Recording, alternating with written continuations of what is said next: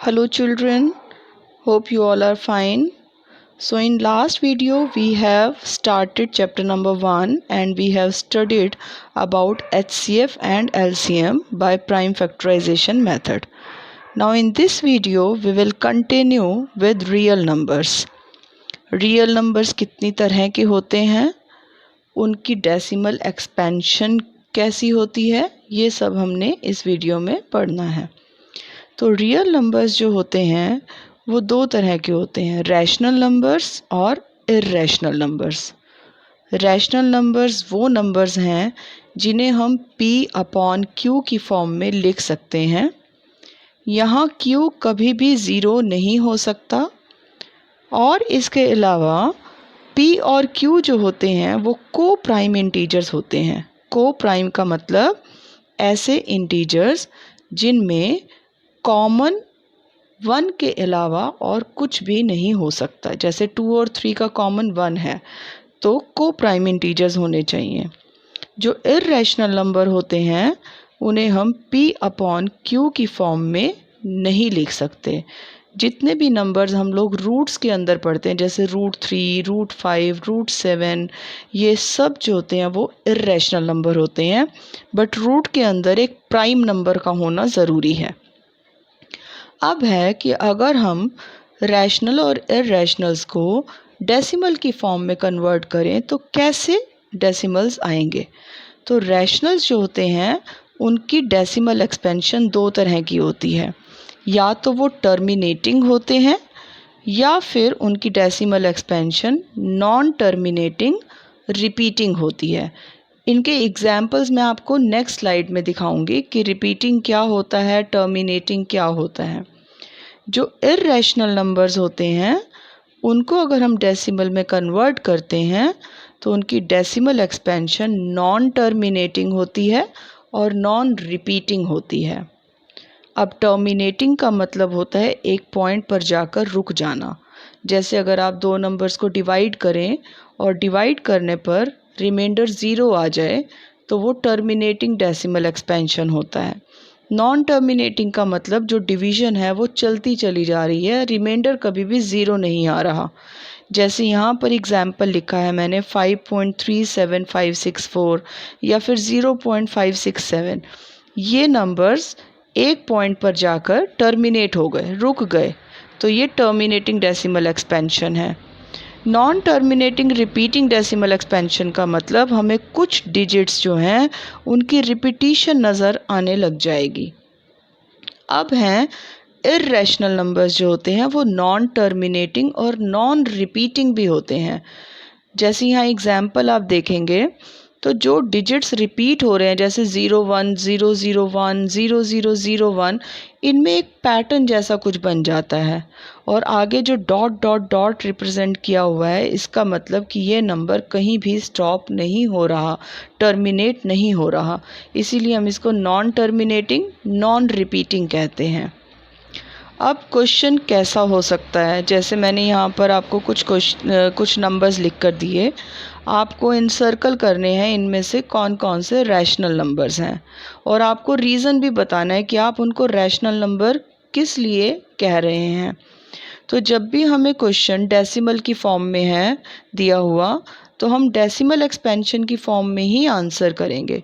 अब आप देख सकते हो 5.123456 एक पॉइंट पर जाकर के टर्मिनेट हो गया, ऐसे ही 456.78 भी टर्मिनेट हो गया, तो ये दोनों रैशनल नंबर्स हैं because their decimal expansions are terminating. इसी तरह से 5.123456 उसके ऊपर आपको एक ऑरेंज लाइन दिख रही है जिसे हम बार बोलते हैं, तो ये भी रैशनल है क्योंकि इसकी decimal expansion non terminating repeating है। तो चाहे टर्मिनेटिंग डेसिमल एक्सपेंशन हो या non terminating repeating decimal expansion हो, दोनों ही तरह के नंबर्स रैशनल नंबर्स होते हैं। Now the next thing is how we have to decide whether the decimal expansion will be of what type. Terminating होगी या नॉन टर्मिनेटिंग रिपीटिंग होगी। हमें नंबर्स को डिवाइड करके देखना नहीं है। नंबर हमें p/q फॉर्म में दिया होगा, उसे देखकर हम कैसे बता सकते हैं कि अगर हम उसे डिवाइड करेंगे तो जो डेसिमल आएगा, एक्सपेंशन आएगा, वो टर्मिनेटिंग होगा या फिर नॉन टर्मिनेटिंग रिपीटिंग होगा। तो उसके लिए हमें कुछ स्टेप्स फॉलो करने पड़ते हैं। सबसे पहला स्टेप है कि जो नंबर हमें दिया गया है वो हमेशा लोएस्ट फॉर्म में होना चाहिए। अगर लोएस्ट फॉर्म में नहीं है तो आप उसको रिड्यूस कर लीजिए। सेकंड स्टेप, आप डिनोमिनेटर के प्राइम फैक्टर्स बनाएंगे। प्राइम फैक्टर्स का मतलब ऐसे नंबर्स जो सिर्फ अपनी टेबल में ही आते हैं। तो प्राइम फैक्टराइजेशन कर लेंगे डिनोमिनेटर की। चेक कीजिए कि सारे के सारे प्राइम फैक्टर्स या तो 2 की फॉर्म में हो या 5 की फॉर्म में हो या फिर 2 और 5 के कॉम्बिनेशंस हों। तो जो एक्सपेंशन होगा वो टर्मिनेटिंग डेसिमल एक्सपेंशन होगा। और अगर 2 और 5 के अलावा हमें कोई भी नंबर दिखाई दे जाएगा प्राइम फैक्टर्स में, तो वो non terminating repeating decimal expansion होगा। अब इन रूल्स को क्वेश्चंस में कैसे फॉलो करना है वो देखिए। यहाँ मैंने एग्जाम्पल लिया 15/1600। तो ये रिड्यूस्ड फॉर्म में नहीं है, इसको रिड्यूस्ड फॉर्म में कन्वर्ट कर लेंगे 3/320। अब डिनोमिनेटर के प्राइम फैक्टर्स बनाने हैं, जो है 2 × 2 × 2 × 2 × 2 × 2, 6 टाइम्स 2 है एंड इंटू 5। आप देख सकते हो कि सारे के सारे प्राइम फैक्टर्स या तो 2 ही हैं या फिर 5 है। 2 और 5 के अलावा कोई और नंबर रिपीट नहीं हो रहा।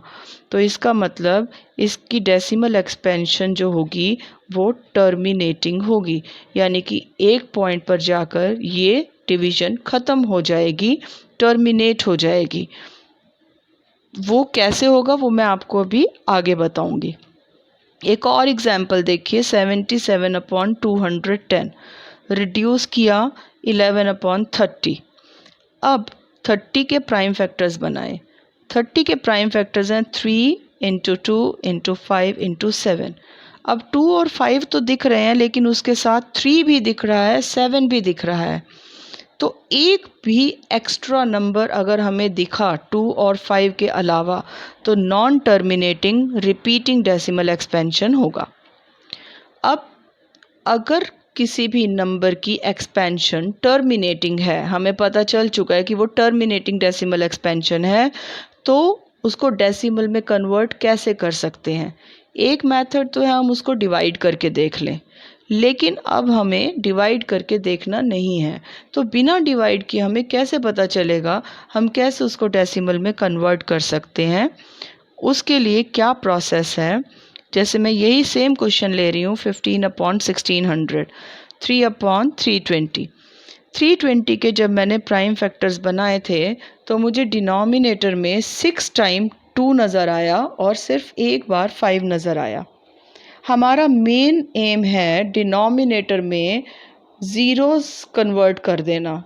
एक 2 और एक 5 मिलकर मल्टीप्लाई होके 10 बनाते हैं, तो वो ज़ीरो में कन्वर्ट हो जाएगा नीचे। तो इस क्वेश्चन में अब मुझे 6 2s दिखाई दे रहे हैं, लेकिन 5 सिर्फ एक ही बार है। तो अगर मैं इसको 5 बार 5 से मल्टीप्लाई कर दूं तो नीचे 10 × 10 × 10 × 10 × 10 × 10, यानी कि 6 टाइम्स 10 बन जाएगा।